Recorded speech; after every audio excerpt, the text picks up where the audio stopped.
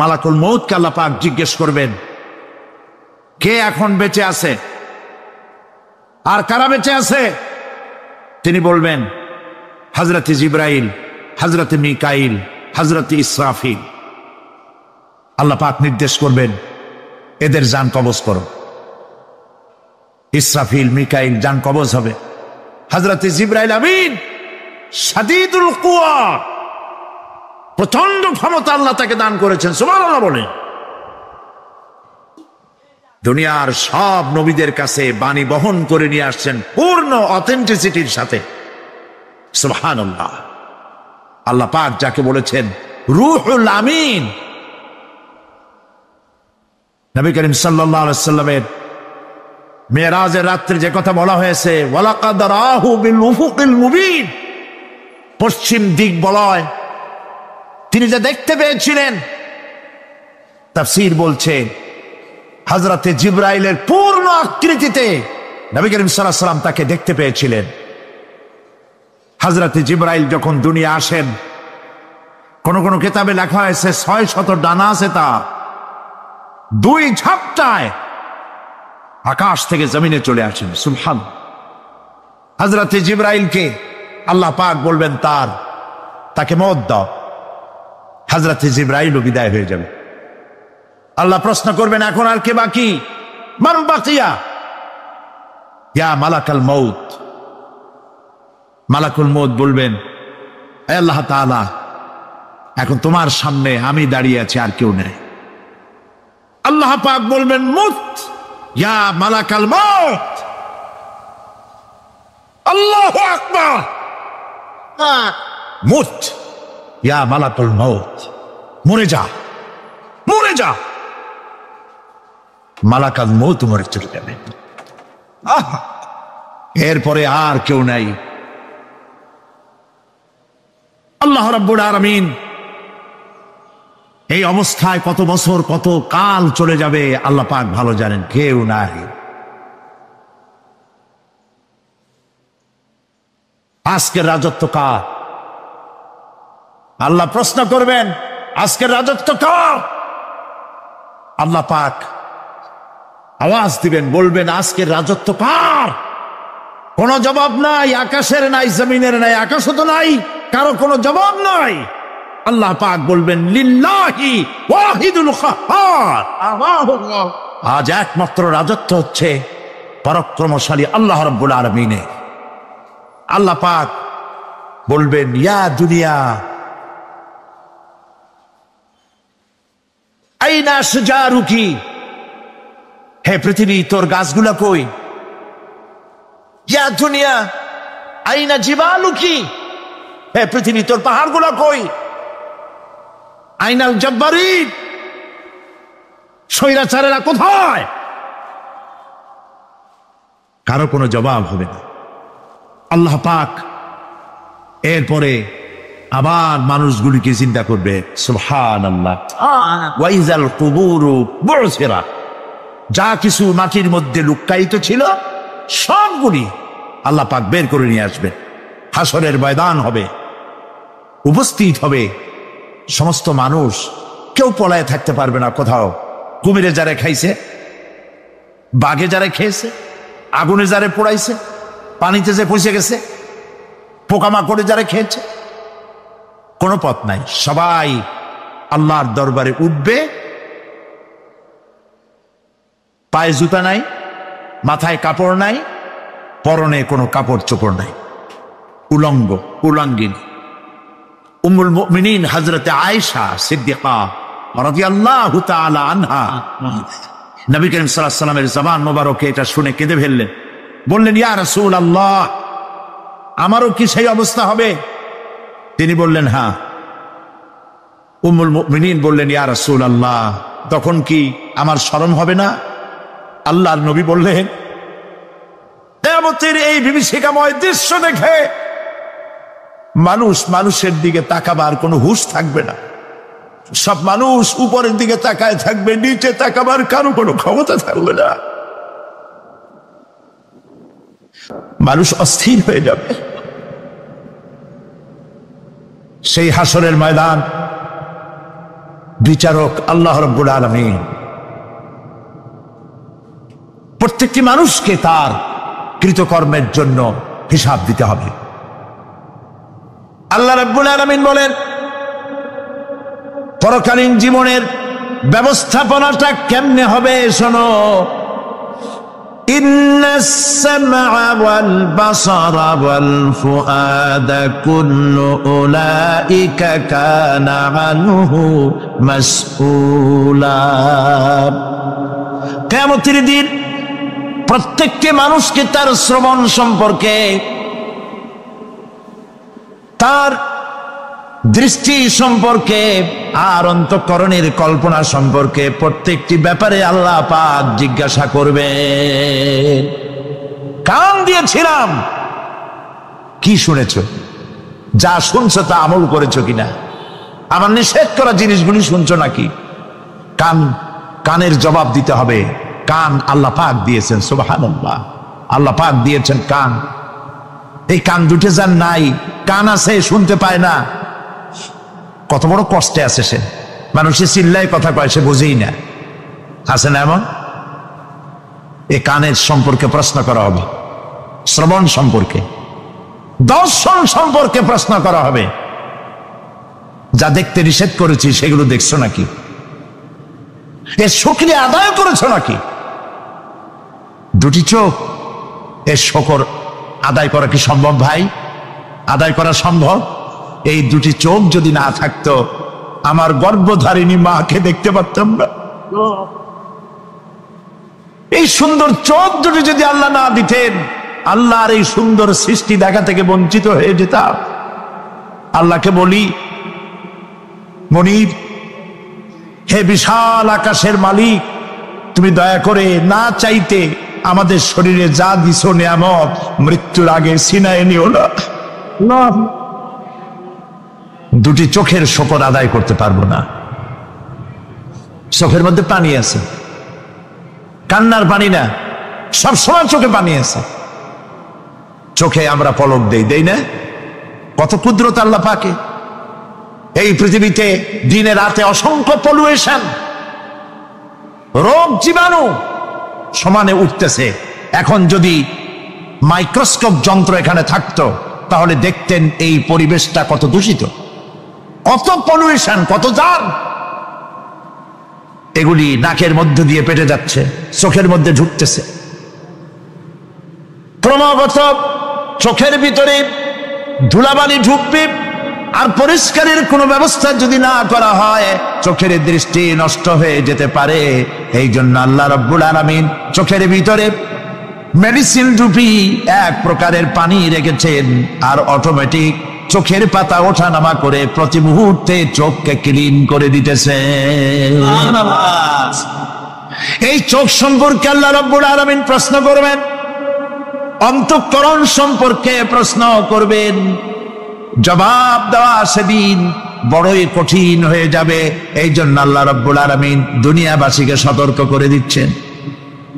তিনি আরো বলছেন, ওয়ালাকাদ খালাকনাল ইনসানা ওয়া না'লামু মা তুওয়াসবিসু বিহি নাফসু ওয়া নাহনু আকরাবু ইলাইহি মিন হাবলিল ওয়ারিদ। মানুষ সৃষ্টি করেছি আমি, তার অন্তঃকরণে কি চিন্তা হয়, কি কল্পনা হয় তাও জানি। আল্লাহর এক দরবেশ বান্দা এক বট গাছের নিচে বিশ্রাম করতেছিলেন, আর সূরা মুলক পড়তেছিলেন। এই আয়াতের কাছে এসেছেন, হাল তারা মিন ফুতুর, দেখতে পাও কোনো ভুল?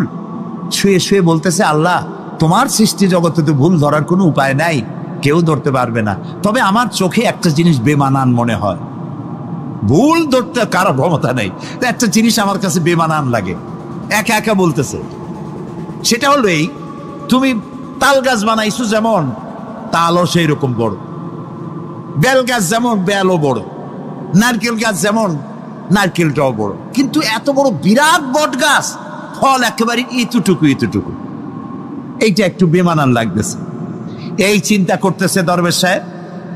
হঠাৎ করে একটু বাতাস এসে গাছের ডাল আন্দোলিত হয়েছে, একটা আধা পাকা বটের ফল অনেক উঁচু থেকে ছিঁড়ে এসে দরবেশের নাকের উপরে পড়ছে, নাকটা জ্বলে উঠছে।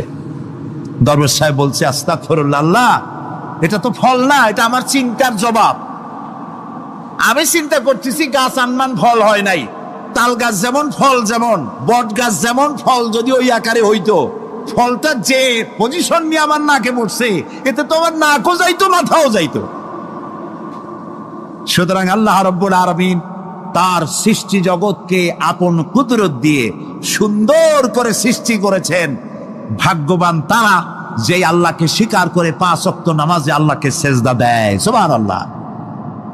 আর শিক্ষক নামের, শিক্ষিত নামের কলঙ্ক ওই সব মুসলমান যারা মুসলমানের ঘরে জন্মগ্রহণ করে নিজেকে নাস্তিক বলে পরিচয় দেয়, নিজেকে যারা বামপন্থী বলে পরিচয় দেয়। মুসলমান তা আবার বামপন্থী,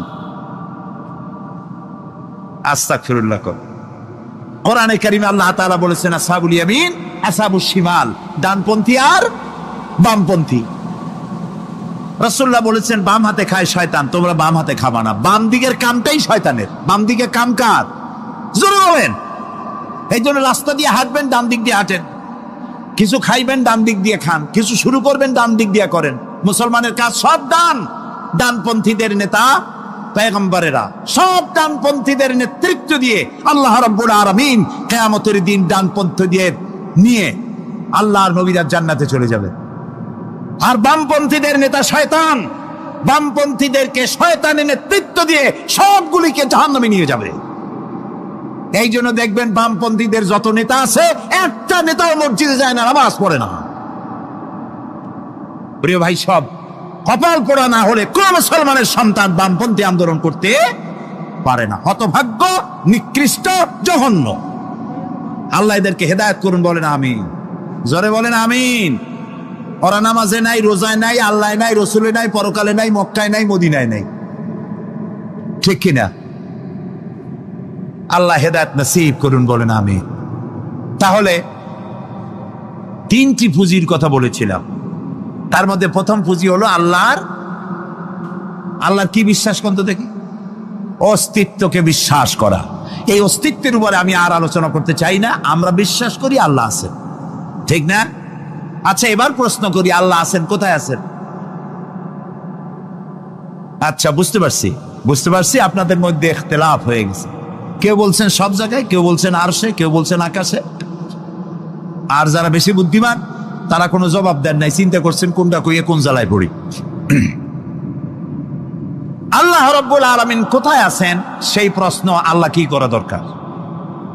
আল্লাহ আপনি কোথায় আছেন, এই প্রশ্ন আমরা করার আগে আল্লাহ রাব্বুল আলামিন কোরআনে কারীমের মধ্যে জবাব দিয়ে দিয়েছেন, আর রাহমানু আলাল আরশি ইস্তাওয়া। সুবহানাল্লাহ। আল্লাহ সব জায়গায় আছেন এ কথা ঠিক নয়। কেন ঠিক নয় সেটাও বুঝাই দেই। সব জায়গা বলতে তার মধ্যে তো টয়লেটও আছে। সব জায়গা বলতে আরো বহুত খারাপ জায়গা আছে, আমি সে জায়গাগুলির নাম নিলাম না। তাহলে আল্লাহ কি সে সব জায়গা আছেন? বলেন নাউজুবিল্লাহ। আল্লাহ নিজেই বলছেন আল্লাহ আছেন আরশে ইস্তাওয়া। আল্লাহ আছেন কোথায়? আরশে। আল্লাহ যে আরশে আছে সেই জন্যই তো মানুষেরা হাত উঁচু করে আল্লাহর কাছে, এরকম বলে যে উপরওয়ালা, বলে না, না নিচুওয়ালা বলে, সব জায়গাওয়ালা এরকম বলে, উপরওয়ালা বলে। আল্লাহ আছেন আরশে, কিন্তু প্রত্যেক রাতে তিনি প্রথম আকাশে আসেন। সুবহানাল্লাহ। বান্দাদেরকে ডাকার জন্য আসেন। আল্লাহ সর্বত্র জ্ঞান রাখেন। তার ইলমের মধ্যে এক চুল পরিমাণ জায়গা আকাশেও নাই, জমিনেও নাই যে আল্লাহ রাব্বুল আলামিন ওই জায়গাটুকুন সম্পর্কে তাৎক্ষণিকভাবে অবহিত নন। এমন এক চুল পরিমাণ জায়গা আকাশেও নাই, জমিনেও। এটাই হলো আল্লাহ সব জায়গার জ্ঞান। তার ইলমের মধ্যে সব তিনি জানেন। এ কথা একটি ছোট্ট আয়াতের মধ্যে এভাবে বলা হয়েছে, وَيَعْلَمُ مَا فِي الْبَرِّ وَالْبَحْرِ وَمَا تَسْقُطُ مِنْ وَرَقَةٍ إِلَّا يَعْلَمُهَا। এই পৃথিবীতে জমিনের ভিতরে কি হয়, সমুদ্রের অতল তলদেশে কি হয় সব আমি জানি। এমনকি এই পৃথিবীর কোন একটি গাছের পাতা যদি পড়ে যায়, কোন দেশের কোন গাছের কোন পাতা পড়েছে সে খবর আমি আল্লাহর কাছে হয়ে যায়। এটি আমি বললাম, বানায় বললাম? এটি কোথায় আছে? তো আল্লাহ রাব্বুল আলামিন কোরআনে পরিষ্কার করে বলে যে এত পাতার খবর যদি আল্লাহর কাছে হয়, তাহলে আমরা কোথায় কি করি তিনি টের পান না? অবশ্যই টের পান। এটি আমাদের মনে রাখতে হবে। তো আল্লাহ তাআলা তার উপরে আমাদের বিশ্বাস হচ্ছে এই যে তিনি আরশে ইস্তাওয়া, আরশে আছেন, এবং তিনি না জানেন না দেখেন এমন কিচ্ছু নাই, না শোনেন এমন কিচ্ছু নাই। এমনকি সমুদ্রের অতল তলদেশে ছোট্ট পাথরের ভিতরেও যদি একটি পোকা যদি পালায়ে থাকে, এমন পোকা যা মাইক্রোস্কোপ যন্ত্র ছাড়া দেখা যায় না, এমন একটি পোকা আটলান্টিক বা প্রশান্ত মহাসাগরের অতল তলদেশে থেকে যদি ক্ষুধার যন্ত্রণায় চিৎকার মারে, কেউ শোনে না। আরশের মালিক আল্লাহ রাব্বুল আলামিন বলেন আমি শুনতে পাই। সুতরাং তিনি সব শুনতে পান, তিনি দেখতে পান, এবং সবকিছু তার নলেজে আছে। এ হচ্ছে আল্লাহর অস্তিত্বে বিশ্বাস। 2 নম্বরে আল্লাহর সিফাতে বিশ্বাস। 2 নম্বরে কি বলেন? সিফাত মানে কি? গুণ। বলেন কি? গুণাবলীতে বিশ্বাস। আল্লাহর নাম আল্লাহ। বলেন তো,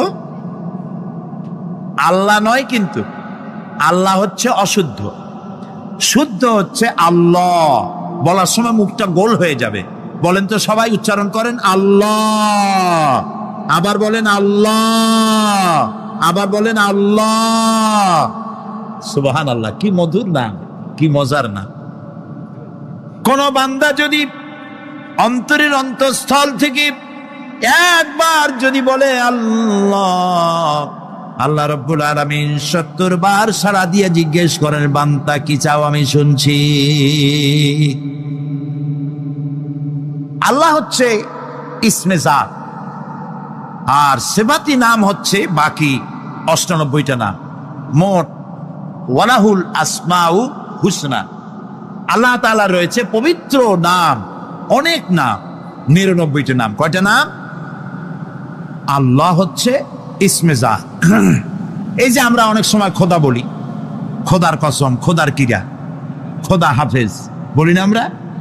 এই খোদা শব্দ যতটা সম্ভব এই শব্দ উচ্চারণ থেকে বিরত থাকা উচিত, কারণ আল্লাহর 99 নামের মধ্যে খোদা বলে কোনো শব্দ নাই।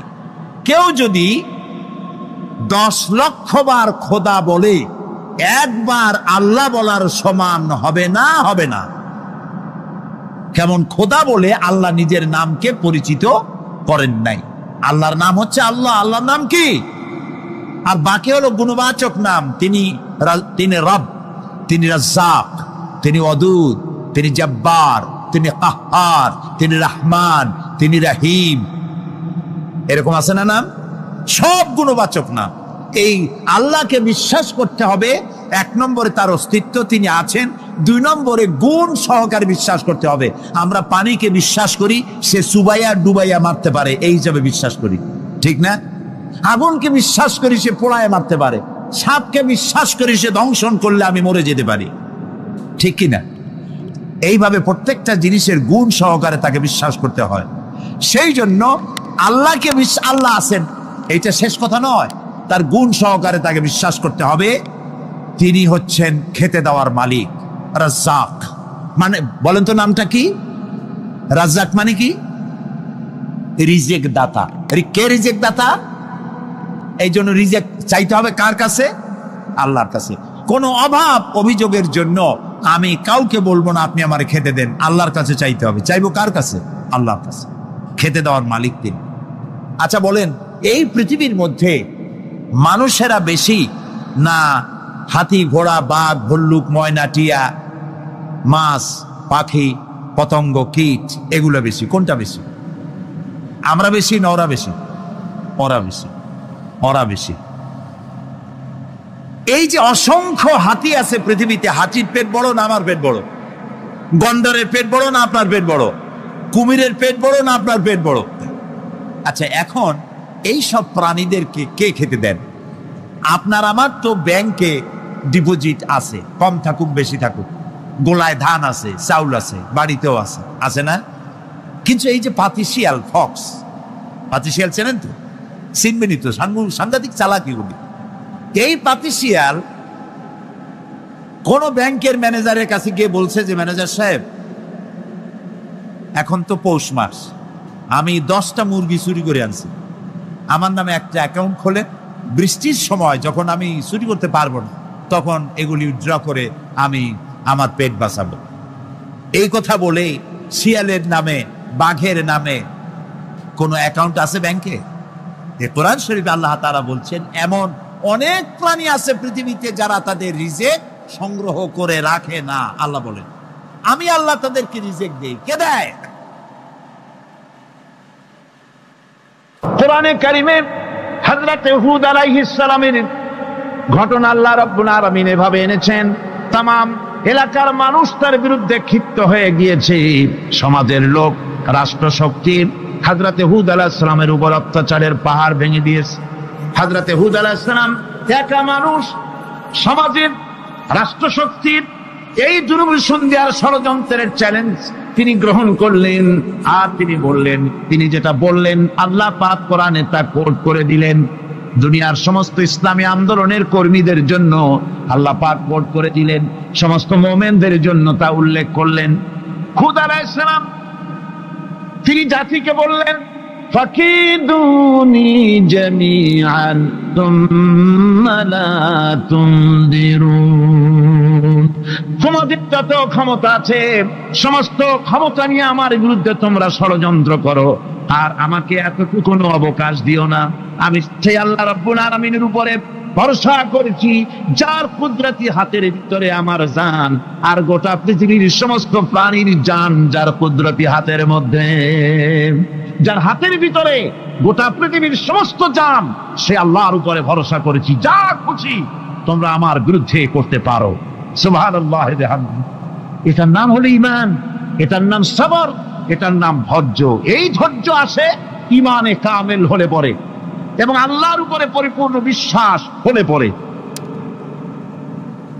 যদি কারো দিনের মধ্যে কথা বিশ্বাস থাকে যে আমার জন্য আল্লাহর পক্ষ থেকে যদি কোনো বুলেট নির্ধারণ করা থাকে, গোটা বিশ্ব যদি আমাকে পাহারা লাগায়, ওই বুলেট থেকে আমাকে বাঁচাইতে পারবে না। আর আমার জন্য যদি একটা বুলেট আল্লাহ কর্তৃক নির্ধারিত থাকে, তাহলে গোটা পৃথিবীর মানুষ চেষ্টা করেও সেই বুলেট থেকে আমাকে রক্ষা করতে পারবে না। হযরত আইয়ুব আলাইহিস সালামের সবরের ঘটনা কোরআনে কারীম তুলে ধরেছে। হযরত আইয়ুব 18টি বছর পর্যন্ত রোগের মধ্যে পড়ে আছেন।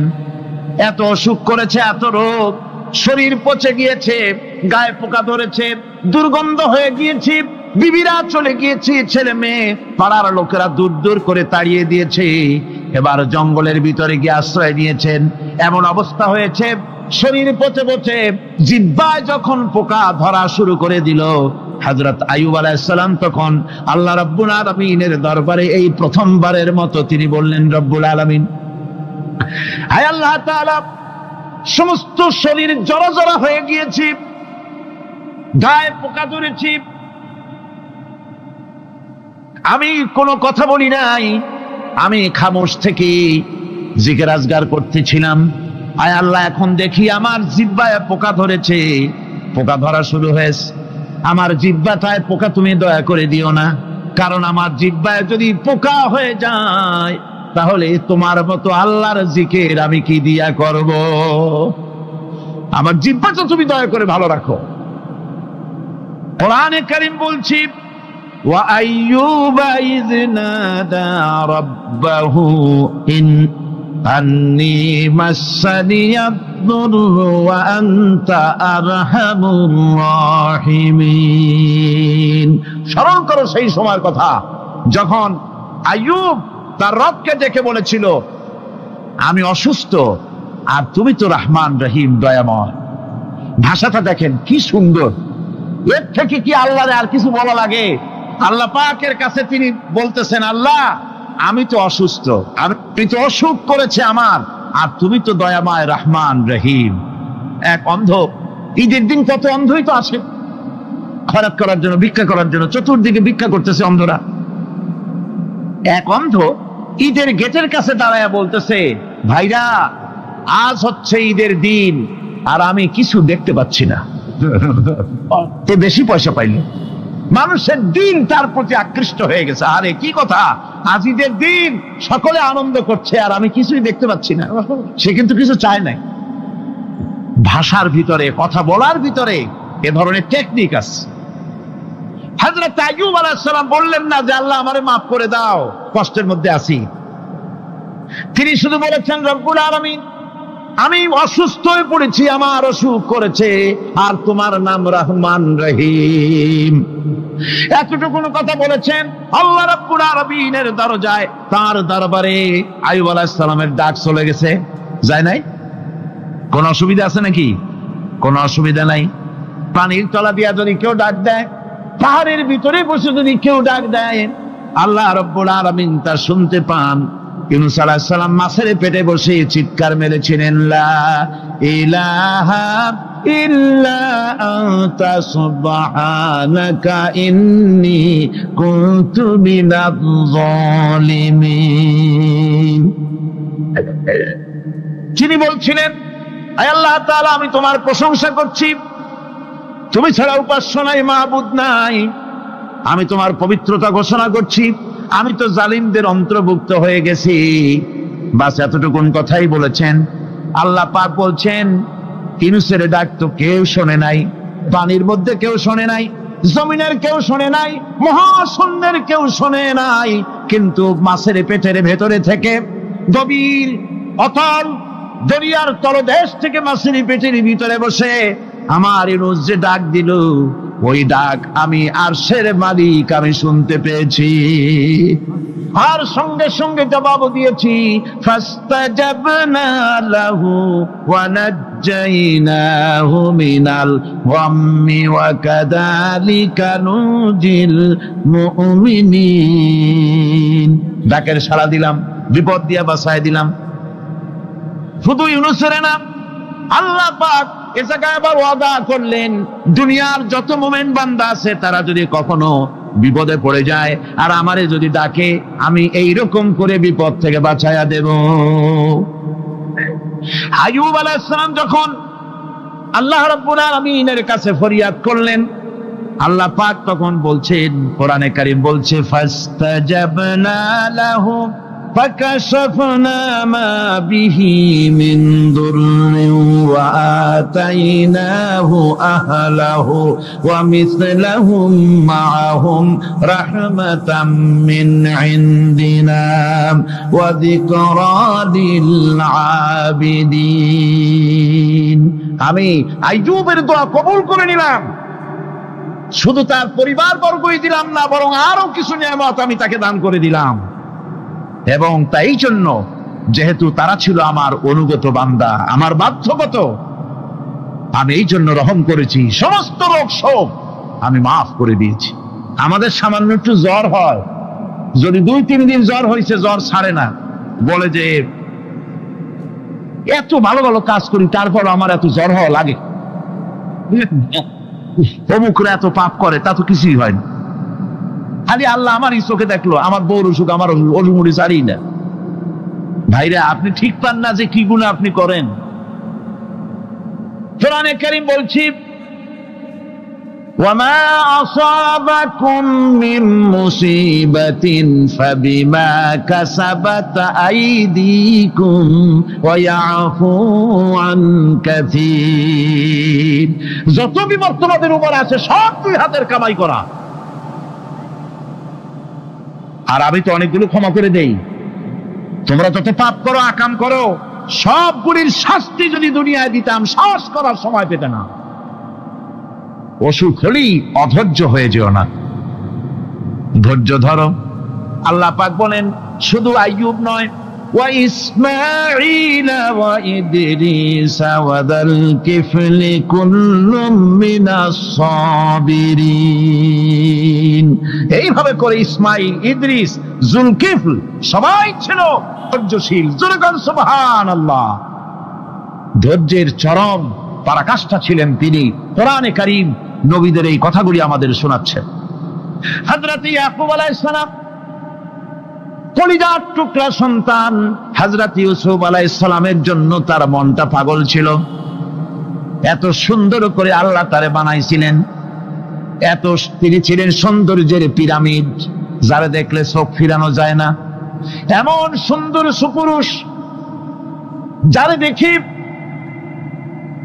সেই যুগের সুন্দরী যুবতী মেয়েরা রূপের মোহে পড়ে নিজেদের আঙ্গুলগুলি কেটে ফেলে দিয়েছিল। রূপের মোহে এমন অবশ হয়ে গেছে, আঙ্গুল কেটেছে, হাত কেটেছে, টের পায় নাই।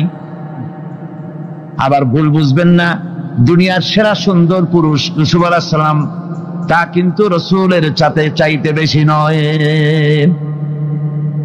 হযরত উম্মুল মুমিনিন আয়েশা রাদিয়াল্লাহু তাআলা আনহা তিনি বলেছেন, যেই সব সুন্দরী রমণীরা ইউসুফ আলাইহিস সালামকে দেখে রূপের মোহে পড়ে নিজেদের আঙ্গুলগুলো কেটে ফেলেছিল, ওরা যদি আমার হাবিবকে দেখতো, ওরা যদি আল্লাহ রাসূলকে দেখতো, তাহলে হাত কাটতে কাটতে কোন ফাঁকে যে কলিজা কেটে ফেলে দিত, ওরা টের পেত না।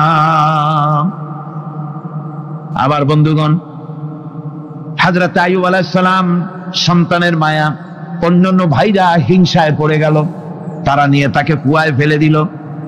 সেখান থেকে তারা একটা ছাগল বা কোনো পশু জবাহ করে তার রক্ত মাখাইয়া জামায়ানে হাজির করে দিল। হযরত ইয়াকুব আলাইহিস সালামের সামনে যে তারে নিয়ে খেলা করতে গিয়েছিলাম, আমরা খেলায় লিপ্ত ছিলাম, বাগে খাইয়া ফেলাইছে।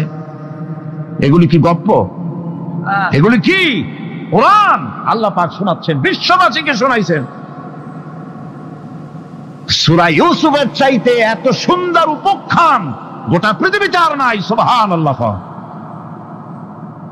অনেকে ইউসুফ জুলাইখার কিসসা খুব মজা করে পড়ে, ফুর্তি করে, প্রেমের গল্প পড়ে। এটা কোনো প্রেমের গল্প নয়। ইউসুফ আলাইহিস সালাম, জুলাইখা ইউসুফ আলাইহিস সালামের জন্য কাঁদতে কাঁদতে চোখ কানা হয়ে গেছে।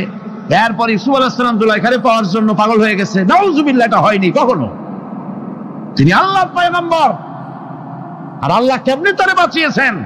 যখন জুলাইখা ঘরের ভিতরে সুন্দর করে যৌন উন্মাদনামূলক চিত্র অঙ্কিত করে ঘরের মধ্যে আটকায় দিয়েছে, তালা লাগায় দিয়েছে, আর নিজে যৌন উদ্দীপক কাপড় চোপড় পরেছে না পরার মতোই।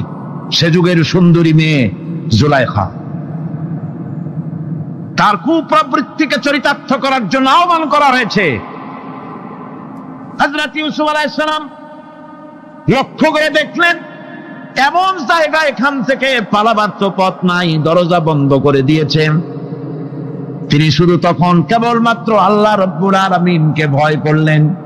আল্লাহকে ভয় করে আল্লাহর নাম নিয়ে যখন তালাবদ্ধ দরজার দিকে দৌড় দিয়েছেন, আল্লাহ রব্বুল আলামিন আপন কুদরতে তালাগুলি খুলে দরজা তার জন্য উন্মুক্ত করে দিলেন। ইউসুফ আলাইহিস সালামকে ফালাই দিয়ে এভাবে করে কাপড় এনে দিল তার সামনে, রক্তমাখা কাপড় পেয়ে হযরত ইয়াকুব আলাইহিস সালাম সন্তানদের মুখে কাহিনী শুনে তিনি কি বললেন? কোরআনে কারীম তা কোট করেছে। তিনি চিক দিলেন না, ফাল দিলেন না, ফিট হয়ে পড়লেন না। তিনি বললেন, কলিজার টুকরা সন্তান, তার মরার খবর শুনেছেন। তিনি বললেন কি? ফাসাবরুন জামিলুন ওয়াল্লাহুল মুস্তাআনু আলা মা তাসিফুন। আমি উত্তম সবর অবলম্বন করব। তোমরা যে কাহিনী রচনা করেছো এর বেলায় আমি আল্লাহর কাছে সাহায্য চাই। আমি উত্তম সবর অবলম্বন করব। আমার ভাইয়েরা, 11 ভাই মনে করেছিল ইউসুফ আলাইহিস সালামকে মরণ কুয়ায় ফালাই দিছি। তারা তো ঠিক পায় নাই এটা মরণ কুয়া না, এটা হচ্ছে একটা সুড়ঙ্গ, যাকে ইংরেজিতে বলে টানেল। এটা এমন একটা সুড়ঙ্গ। ওরা মনে করেছে মরণ কুয়া, কিন্তু আল্লাহ রাব্বুল আলামিন এই কুয়াতে এমন বানালেন, ওরা একদিকে ফালাই দিল মরণ কুয়ায়, এ কুয়ার আর এক মুখ দিয়া আল্লাহ রাব্বুল আলামিন ইউসুফ আলাইহিস সালামকে নিয়ে মিশরের সিংহাসনে বসায়া দিলেন। এটা মরণ কুয়া নয়, এটা রাজ সিংহাসনে বসার সুড়ঙ্গ পথ। ইউসুফ আলাইহিস সালাম আজ প্রেসিডেন্ট, সুবহানাল্লাহ, প্রেসিডেন্ট হয়ে বসে আছেন। ওদিকে কেনানে অভাব লেগে গেছে, সেখানকার মানুষেরা সাহায্য নিতে এসেছে, ওই 11 ভাইও আসছে। হযরত ইউসুফ আলাইহিস সালাম দেখেই চিনে ফেলেছে, ওরা কিন্তু তখনও ঠিক পায় নাই। হযরত ইউসুফ আলাইহিস সালাম চিনে ফেলেছেন, এখন কি করা উচিত? সবগুলোকে ঠ্যাং উপরের দিকে উঠাইয়া তারপরে সমানে ধোলাই দেওয়াই তো স্বাভাবিক ছিল, আমাদের মতো মানুষ হইলে, ঠিক কিনা? ঠিক তো বলবেনি, অভ্যাস তো এটাই। হযরত ইউসুফ আলাইহিস সালাম তাদের সামনে পরিচয় দিলেন। তারা যখন বুঝতে পারলো, লজ্জায় তাদের মাথা হেট হয়ে গেল। হযরত তার এক তো লজ্জা, আর 2 নম্বরের ভয়, জান নিয়া কেনানে কেউ ফিরে যাইতে পারবো না। এখন অবস্থা হয়েছে যে জীবনই যায় নাকি এখানে। হযরত ইউসুফ আলাইহিস সালাম ভাইদের এই করুণ দুরবস্থা বুঝতে পারলেন, বুঝে চরম ধৈর্য ধরে তিনি কি বললেন? তিনি বললেন, লা তাসরিবা আলাইকুমুল ইয়াউম। ও ভাইরা, তোমাদের বিরুদ্ধে আমার কোনো পাপ নাই, দুঃখ নাই, বিদ্বেষ নাই, হিংসা নাই, আল্লাহর রাস্তে মাফ করে দিলাম। আল্লাহু আকবার, সুবহানাল্লাহ। এর নাম পয়গম্বর। এর নাম কি? পয়গম্বর। কিসের লেনিন, কিসের মার্কস? জওয়ানেরা, ভুল পথে মানুষ চলেছিল, আলহামদুলিল্লাহ আল্লাহ এগুলোরে ডাস্টবিনে ফালাই দিছে। কারণ আলহামদুলিল্লাহ, আলহামদুলিল্লাহ। পয়গম্বর কারে বলে? কারে বলে পয়গম্বর? কি চরিত্র! রাসূল করিম সাল্লাল্লাহু আলাইহি ওয়াসাল্লাম তাকে একজন সাহাবী বলছিলেন, হুজুর বলছেন এই কামটা করলা না কেন? সাহাবী বললেন, হুজুর আপনি যদি চোখের ইশারায় বলতেন মুখ দিয়ে না কইয়া, তাও তো আমি কামটা করে ফেলতাম, আমি তো বুঝি নাই। হুজুর বললেন, চোখের ঠারে ঠারে কাজ করা নবুয়তের শান নয়। আল ওয়াদুহু ওয়াস সারাহা, নবীরা যা করেন তা ডাইরেক্ট, কোনো বক্রতা নাই, স্পষ্ট কথা। আমার ভাইরা, হযরত ইউসুফ আলাইহিস সালাম বিনিয়ামিনকে কাছে নিয়ে পরিচয় দিলেন তার ভাইদের সামনে। কোরআনে কারীম বলছে, ক্বালা আনা ইউসুফ ওয়া হাদা আখি قد من الله علينا إنه من يتقي ويصبر فإن الله لا يضيع أجر المحسنين। আমি ইউসুফ আর এই হচ্ছে আমার ভাই। আল্লাহ আমাদের উপর ইহসান করেছেন। প্রকৃতপক্ষে যারা আল্লাহকে ভয় করে এবং সবর এখতিয়ার করে, আল্লাহ এভাবে তাদেরকে, তাদের আমলকে নিষ্ফল হতে দেন না। আমার এই জামাটা নিয়ে যাও। হযরত ইয়াকুব আলাইহিস সালাম কলিজার টুকরা সন্তান ইউসুফ আলাইহিস সালামের বিরহ যন্ত্রণায় ছেলেকে কতদিন দেখে না, কাঁদতে কাঁদতে চোখ দুটো অন্ধ হয়ে গেছে। মিশর থেকে কেনানের দিকে জামা রওনা হয়েছে। কোথায় মিশর, কোথায় কেনান? জামা যখন রওনা হয়ে গেছে, হযরত ইয়াকুব বলতেছেন, আমি যেন আমার ইউসুফের গন্ধ নাকে পেতেছি। জামা চলে এলো, চোখের উপরে রাখলেন, আল্লাহ রাব্বুল আলামিন তাকে চক্ষুষ্মান বানায়া দিলেন। ভাইরা আমার, পয়গম্বরেরা সবর করে গোটা দুনিয়ার মানুষের সামনে দৃষ্টান্ত সেট করেছে সবরকারী হন। আমার ভাইরা, হযরত ইব্রাহিম আলাইহিস সালামের কথা আল্লাহ পাক কোরআনে কারিমে বলছেন সবরকারী কয়, দেখো শেখো সবরকারী কয়।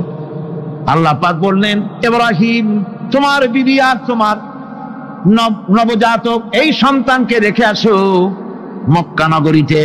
তিনি চলে গেলেন, সেখানে ঘর নাই, বাড়ি নাই, কিচ্ছু নাই, চতুর্দিকে ধুধু বালু আর মরুভূমি। হযরতে হাজরা বলছেন, ইব্রাহিম সামান্য পানি আর খাবার দিয়া আমার সন্তান শুদ্ধ এখানে রেখে দিতেছো, আমি কি অপরাধ করেছি? কোনো জবাব নাই। 2 বার 3 বার বলার পরে হাজেরা বলছেন, ইব্রাহিম গো, তবে কি আমার আল্লাহর হুকুম মতো আমারে রেখে যাচ্ছ নাকি? হযরত ইব্রাহিম আকাশের দিকে আঙ্গুল উঁচু করলেন। কথা বলবেন, বাক শক্তি বেরোচ্ছে না। 80 বছর বয়সের সময় একটা বাচ্চা আল্লাহ তারে দিছেন। আর এমন বাচ্চা, পয়গম্বরের ছেলে, কি সুন্দর চেহারা, মরুভূমির উপরে ফালাই দিয়ে রওনা হয়ে যাচ্ছেন। মুখ দিয়ে কথা সরছে না, আকাশের দিকে দেখালেন। হযরত হাজেরা বুঝতে পারলেন। হযরত হাজেরা বলেন, ইব্রাহিম, কোনো চিন্তা নাই, নিশ্চিন্ত মনে বাড়ি ফিরে যাও।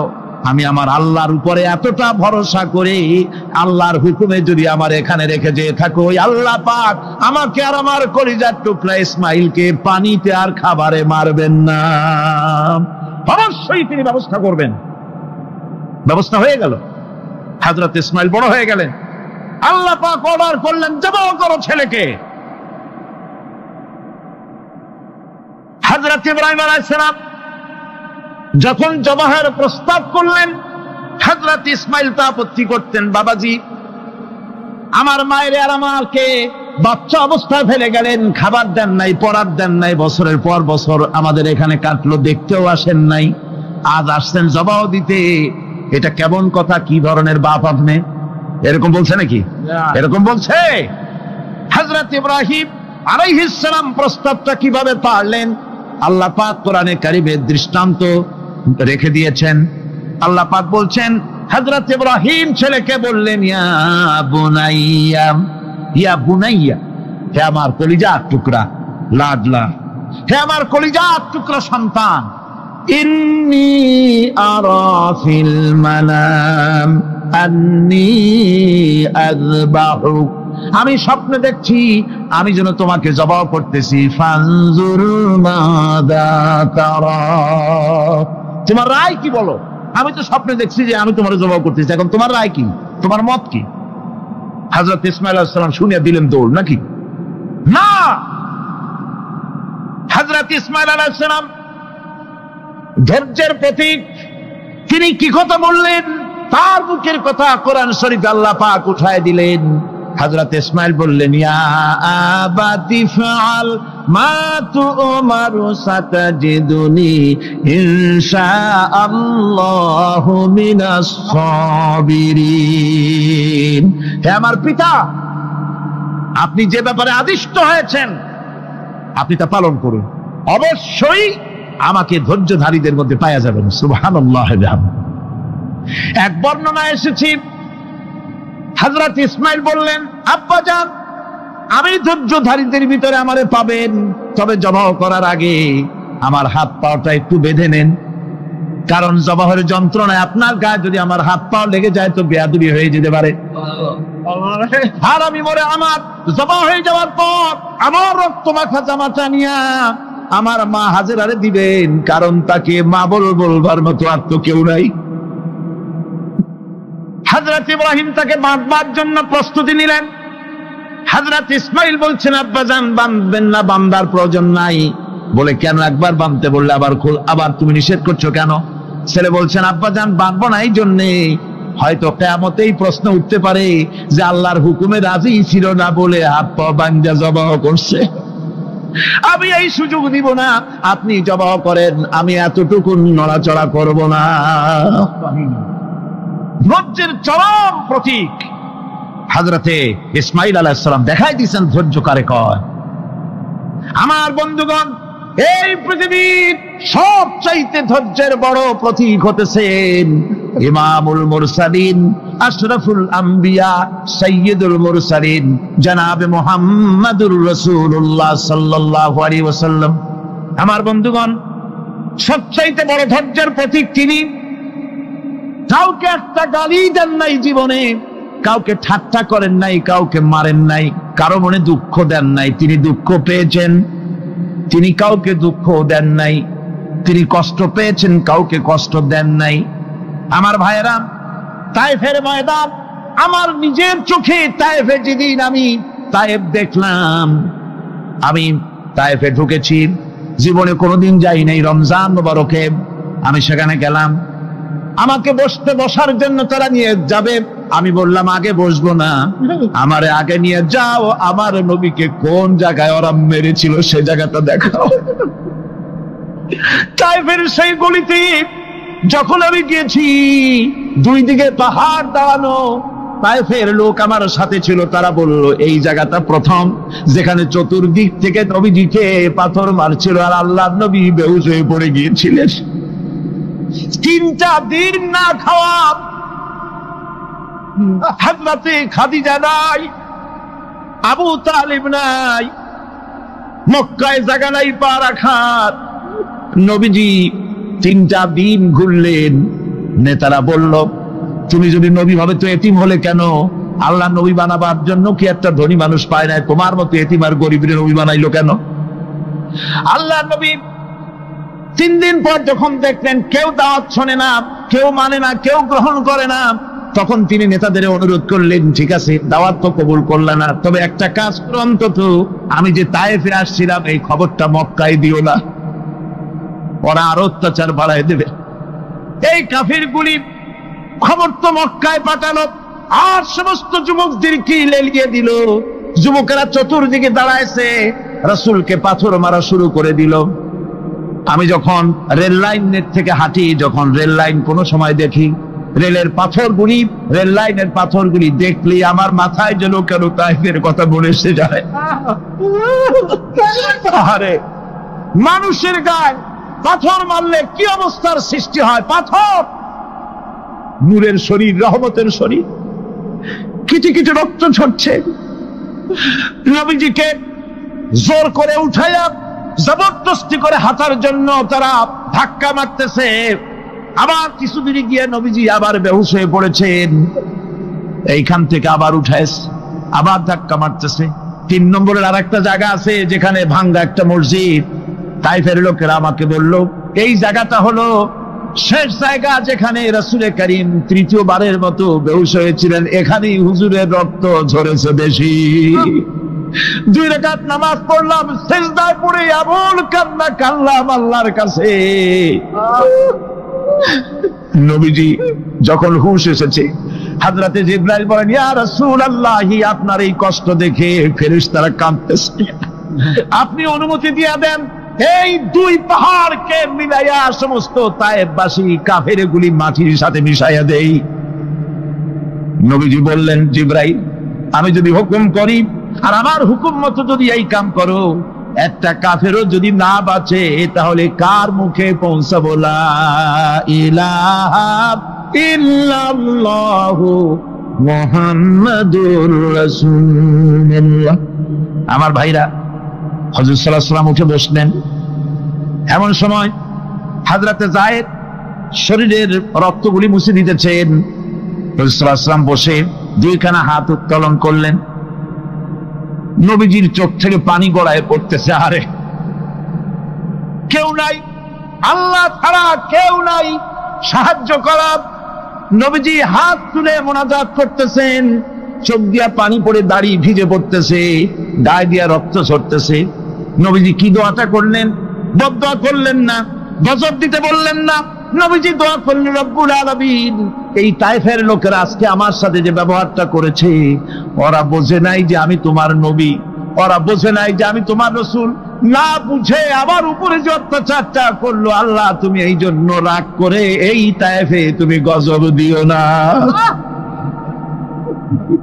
আল্লাহ পাক পরবর্তী সময় হুজুরকে স্মরণ করাই দিলেন, ওয়া মা আরসালনাকা ইল্লা রাহমাতাল লিল আলামিন।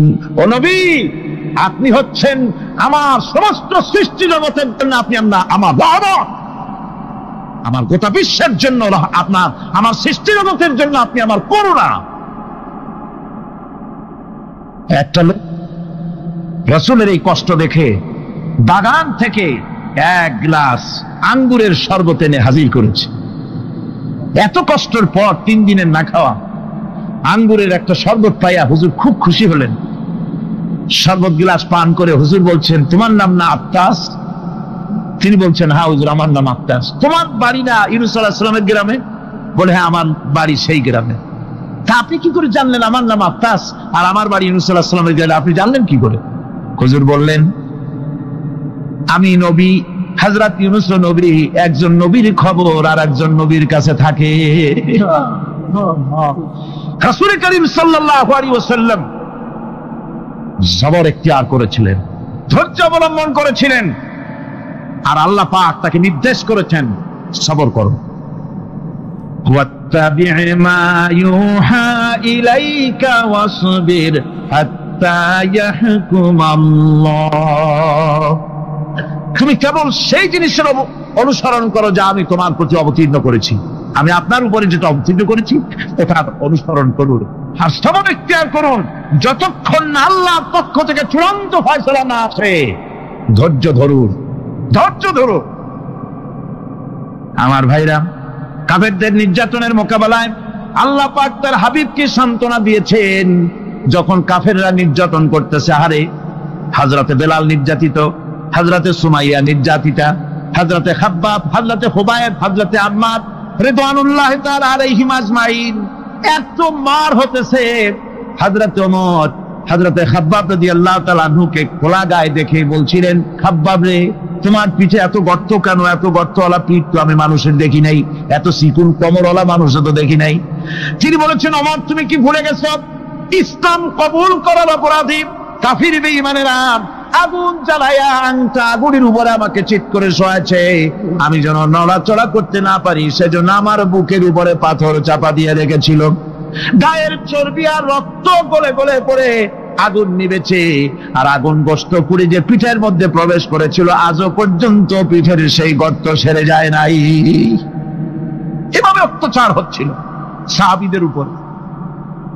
আল্লাহ রাব্বুল আলামিন তার হাবিবকে সান্ত্বনা দিলেন, ওয়াসবির ওয়া মা সাবরুকা ইল্লা বিল্লাহি ওয়া লা তাহজান আলাইহিম ওয়া লা তাকু ফি গায়তিন মিম্মা ইয়ামকুরুন। হে রাসূল, সবরের সাথে কাজ করতে থাকুন। আপনার এই সবরের তৌফিক তো আল্লাহই দিয়েছেন, আর ওদের সমস্ত ষড়যন্ত্র, ওদের অপকৌশলে আপনি দুঃখিত হবেন না, চিন্তা করবেন না, ভারাক্রান্ত হবেন না। আপনি নিশ্চিত থাকুন। ওয়াসবির লিহুকমি রাব্বিকা ফাইন্নাকা বিআয়ুনিনা। হে নবী, আপনার রবের চূড়ান্ত ফয়সালা আসা পর্যন্ত ধৈর্য ধারণ করুন। আপনি তো আমার চোখের সামনে। সুবহানাল্লাহ, সুবহানাল্লাহ। আপনি আমার চোখের সামনে। কে আপনাকে কি করবে আমি দেখবো না? সুবহানাল্লাহ। মন্ত্রী যদি, এই সলিমুদ্দিন মার্কা মন্ত্রী যত আছে, এই মন্ত্রীরা যদি দেখাতে ভয় কিসের? আমি তোকে দেখছি না? সাহসটা কেমন বাড়ে, কেমন বাড়ে সাহস। আর এ কোনো মন্ত্রী ছাতা মাতা না, কোন প্রেসিডেন্ট রাজা বাদশা না, আকাশ আর জমিনের মালিক আমার আল্লাহ রাব্বুল আলামিন বলছেন, হাবিব, কোনো চিন্তা নাই, আপনি আমার চোখের সামনে। ওরা চায় আপনাকে দুনিয়া থেকে মিটাই দিতে, আর আমি চাই ওয়ারাফানা লাকা যিকরাক, আপনার প্রশংসা তো হবে গোটা বিশ্ব জুড়ে, সর্বত্র ছড়িয়ে যাবে আপনার নাম। সুবহানাল্লাহি বিহামদিহি। আল্লাহ পাক অন্যত্র বলেছেন, ওয়ালাকাদ কুযযিবাত রুসুলুম মিন ক্বাবলিকা ফাসাবারু আলা মা কুযযিবু ওয়া উযু হাত্তা আতাহুম নাসরুনা। হে মুহাম্মদ সাল্লাল্লাহু আলাইহি ওয়াসাল্লাম, আপনার পূর্বে অসংখ্য নবী রাসূল এই পৃথিবীতে আসছে এবং জুলুম আর নির্যাতনের শিকার তারা হয়েছেন। অবশেষে তাদের প্রতি আল্লাহর সাহায্য এসেছে। সুতরাং আপনাকেও ধৈর্য ধারণ করতে হবে। ধৈর্য ছাড়া কোনো পথ নাই। ধৈর্য আপনাকে ধারণ করতেই হবে। আর এই ধৈর্য ধারণ করলে পরে আল্লাহর চূড়ান্ত ফয়সালা আসবে, তখন আল্লাহ পাক মেহেরবানি করবেন। আমার ভাইরা, এই ধৈর্য পৃথিবীর সমস্ত পয়গম্বররা ধৈর্য অবলম্বন করেছেন, কখনো অধৈর্য হন নাই। দিন কায়েমের সংগ্রামে নবী রাসূলগণ দারুণ ভাবে সবর ইখতিয়ার করেছেন। বৃদ্ধবাদীদের সকল রকমের নির্যাতন, অপকৌশল, ষড়যন্ত্র, এই সব কিছু মোকাবেলা করেছেন ধৈর্যের নীতি অবলম্বন করি। কখনো ধৈর্যচ্যুতি তাদের মধ্যে ঘটেনি, বরং আল্লাহ রাব্বুল আলামিন তাদের প্রতি সন্তুষ্ট হয়েছেন। যারা এই ধৈর্য ধরেছে তাদের উপরে সন্তুষ্ট হয়ে আল্লাহ রাব্বুল আলামিন বলেছেন, ওয়া কাআইয়্যিম মিন নাবিয়্যিন কাতালা মাআহু রিব্বিয়ুন কাসীর। এর আগে অনেক নবী এসেছিলেন যাদের সাথে বহু আল্লাহওয়ালা লোক লড়াই করেছেন। ফামা ওয়াহানু লিমা আসাবাহুম ফি সাবিলিল্লাহি ওয়া মা যাফু ওয়া মাস্তাকানু। আল্লাহর পথে তাদের উপর যত বিপদ এসেছিল তারা হতাশ হয়ে পড়েন নাই, দুর্বলতা দেখাননি, বাতিলের সামনে মাথাও নত করেন। ওয়াল্লাহু ইউহিব্বুস সাবিরিন। আর আল্লাহ পাক ধৈর্যশীল যারা তাদেরকে আল্লাহ পাক ভালোবাসেন। আমার ভাইরা, ধৈর্যের পরিচয় রাসূল করিম সাল্লাল্লাহু আলাইহি ওয়াসাল্লাম উহুদের ময়দানে যখন আক্রান্ত হয়ে গেলেন, চতুর্দিকে কাফেররা ঘিরে ধরেছে, বাঁচার কোনো পথ নাই। সাহাবায়ে কেরাম রাসূলকে পাহারা দিলেন। যারা রাসূলকে পাহারা দিতে দাঁড়াইছেন, জীবন দিয়া পাহারা দিতে দাঁড়ায় গেছে,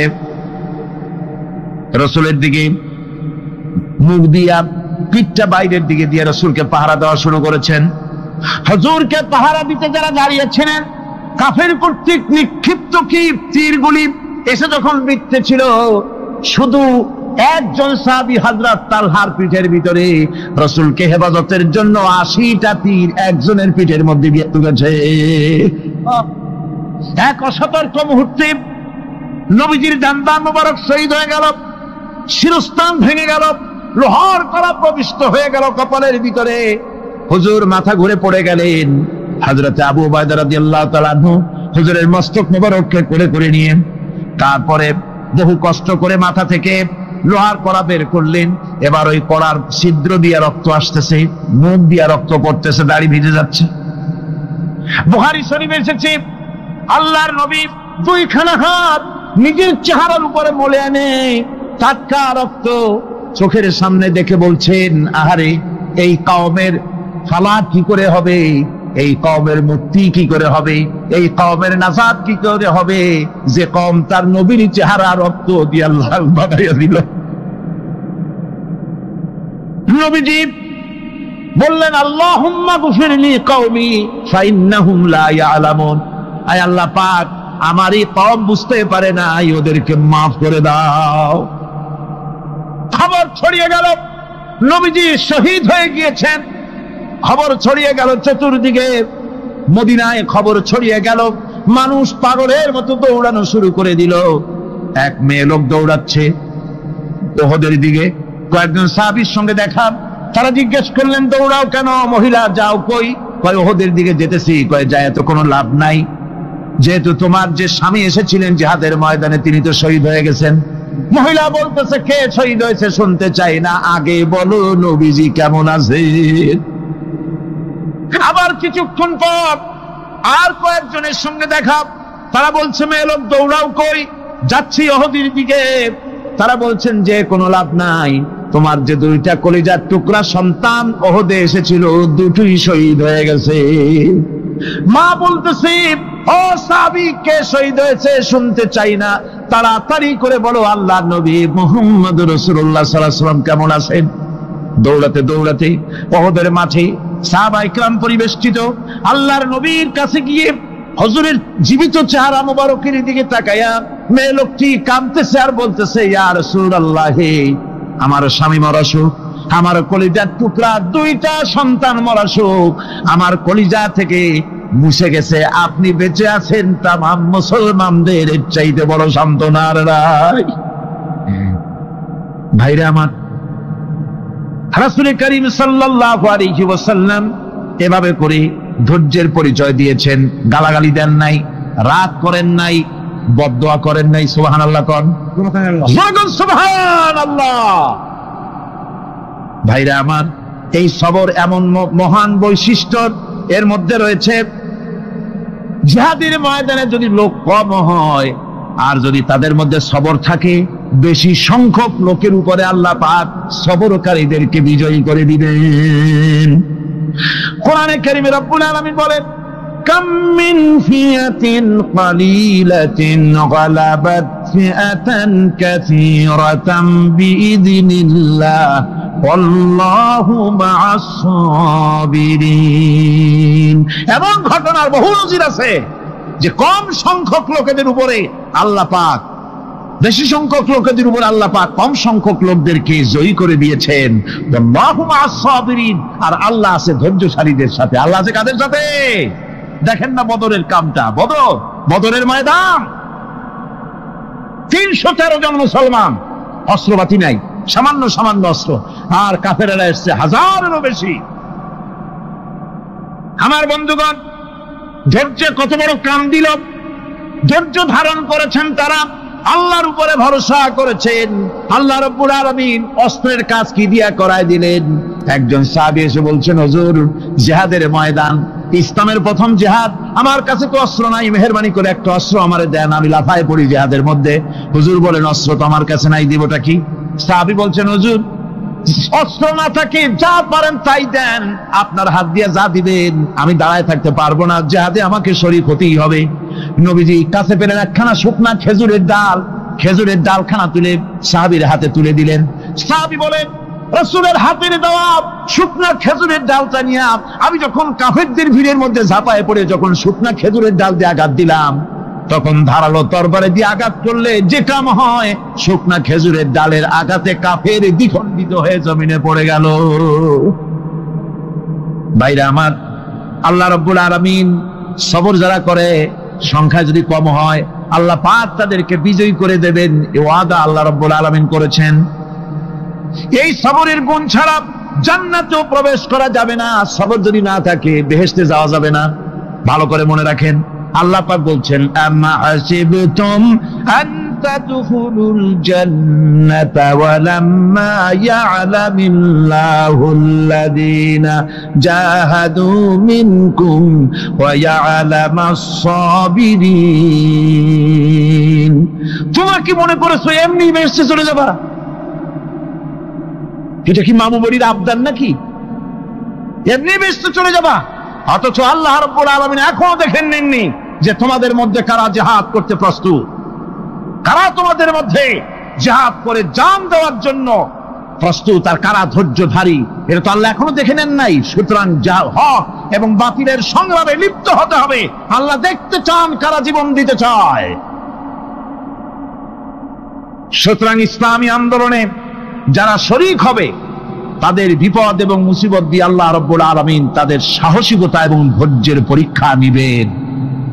কোরআনে কারীম বলছেন, ওয়ালানাবলুয়ান্নাকুম হাত্তা না'লামাল মুজাহিদিনা মিনকুম ওয়াস-সাবিরিনা ওয়া নাবলুয়া আখবারাকুম।